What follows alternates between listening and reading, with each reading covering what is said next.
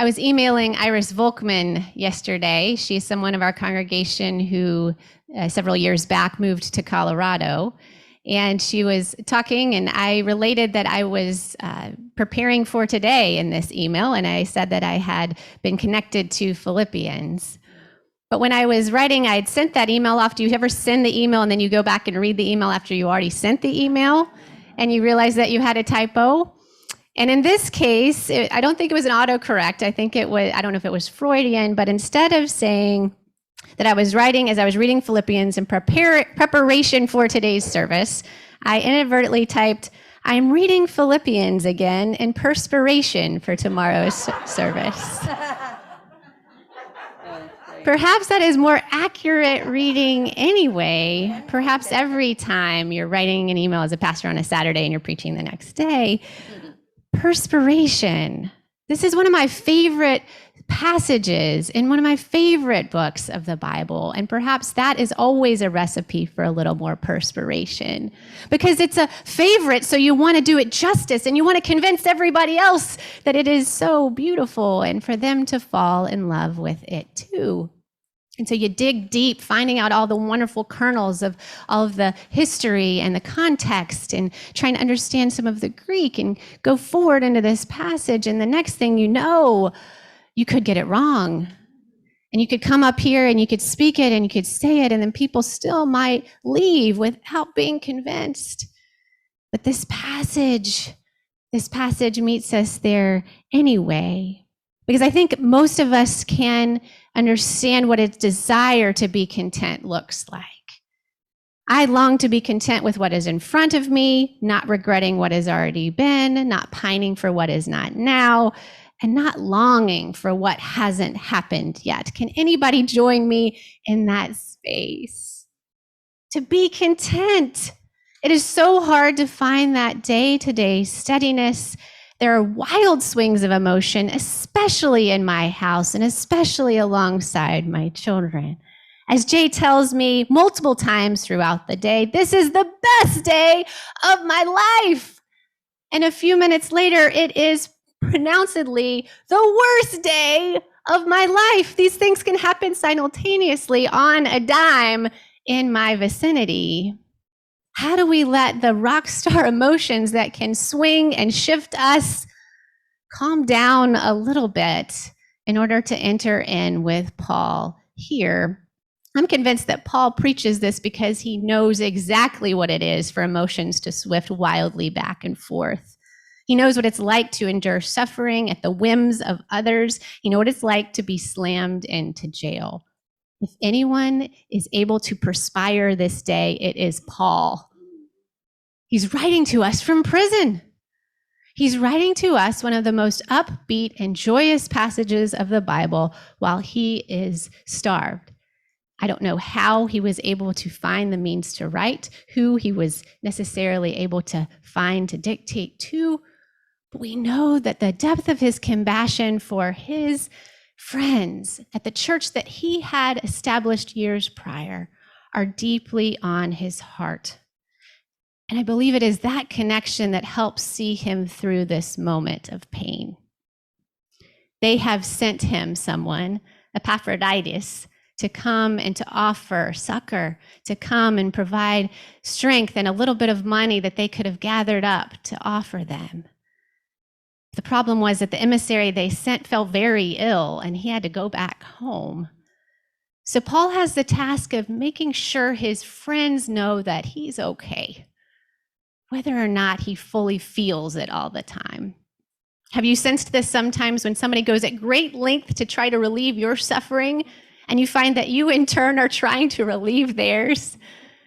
This is Paul. But this is a mature Paul who has been shipwrecked and imprisoned and beaten and nearly stoned. This is a Paul who comes with a sense of maturity, and he is not promised life beyond these days ahead. He's facing possible execution in this very moment. We believe a couple of short years later, he is executed, although we don't know all of the details. Paul exists on that razor's edge. And yet he does not seem to be perspiring here. This is the core of his secret. But the good news is that it's an open secret to us. He lays out the parameters right there in his letter, in these two precious paragraphs that we have today. Not only is going to let them know that, hey, I'm okay. I'm content with what I have. I've learned to be content. Even if what you were trying to give me doesn't reach me, I'm content because of the strength I find. I believe he finds it in his own body because that's what he has at any given time. The breath that he can breathe in, feeling the Spirit with him. And I believe the breath that he continues to send out to meet all of those communities that he had helped foster. He didn't do it for himself. He did it in the spirit of the one from whom has humbled for him. It is in the chapter 2 of Philippians that we studied 2 weeks ago alongside our guest, Brandon Robertson, that we heard tell of this Jesus who continually emptied himself, taking the form of a servant. This is a man who met with sinners, who invited them into a feast, who dared to touch the unclean. And so when Paul is in prison, remember Jesus was once deeply in prison, facing death. It's in that story that Paul gains his strength. And he finds the inner peace. Here in the scripture, it said God's inner peace, the peace that is God's own.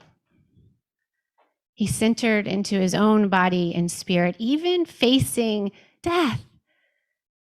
And he sent it to his friends. A bunch of us have been looking at the Book of Joy by the Dalai Lama and Archbishop Desmond Tutu over Lent. Mary Brandenburg, I know you're online. We've been hosting what we called a Cup of Joy on Wednesdays, inviting all who would feel called to come and share, whether you're reading the book or not. We know what it's like to get the best of wisdom from great spiritual leaders. Here's Paul's, these 2 paragraphs from him that are in deep concert with the wisdom of Dalai Lama and Archbishop Desmond Tutu. 3 men who know deep amounts of suffering.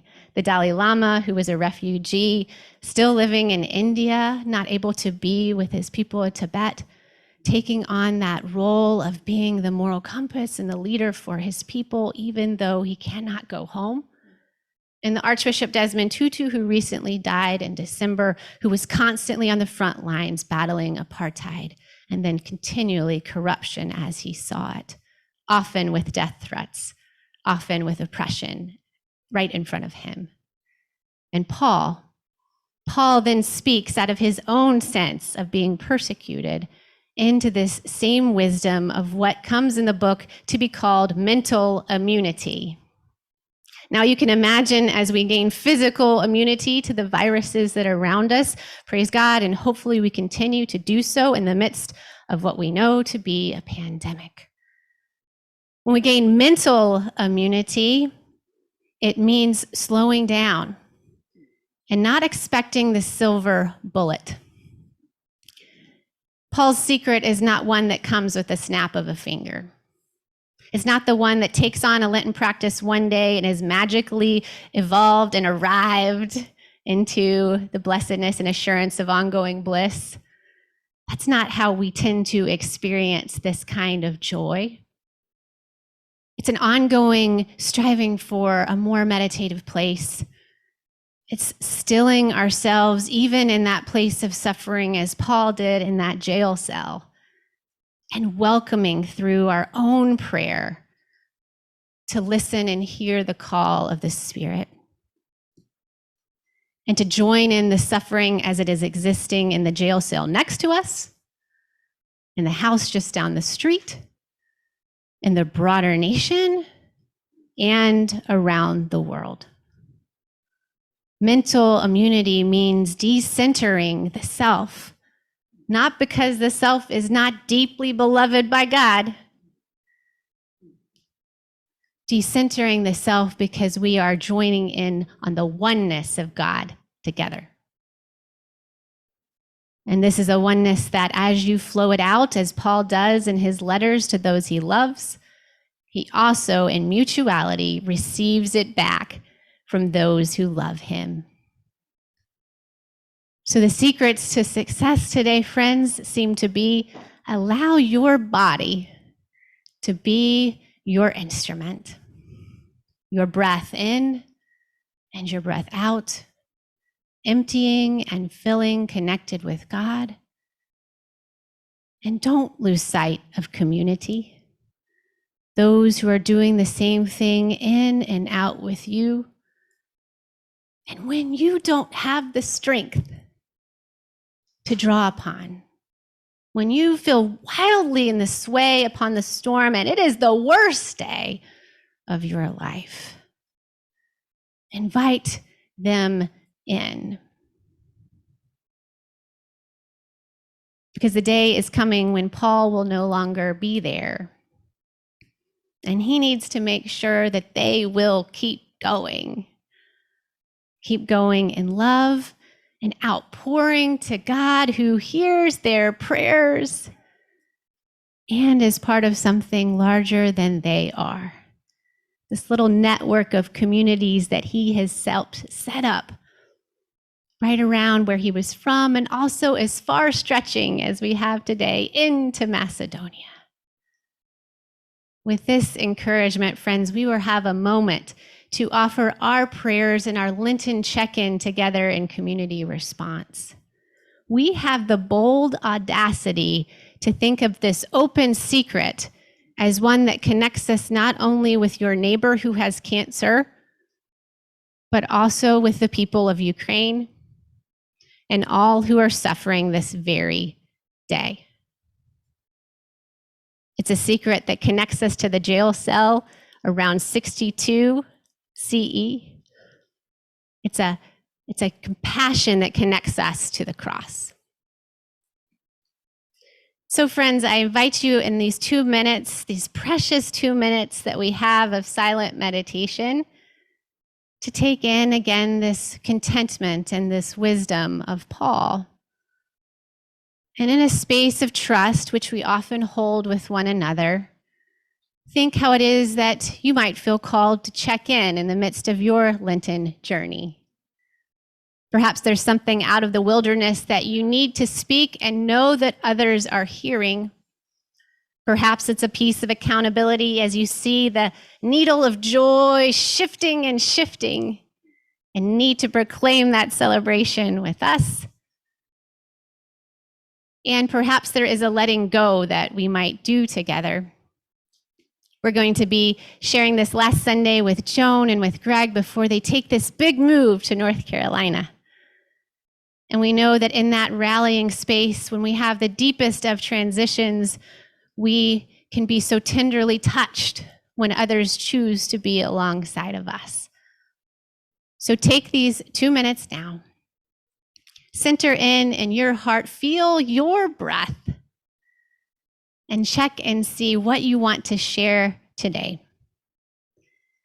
I dare say that we might find contentment, not only in the answers that we provide one another, but in the table that we prepare for, as God continues to fill and feed us on the Lenten journey.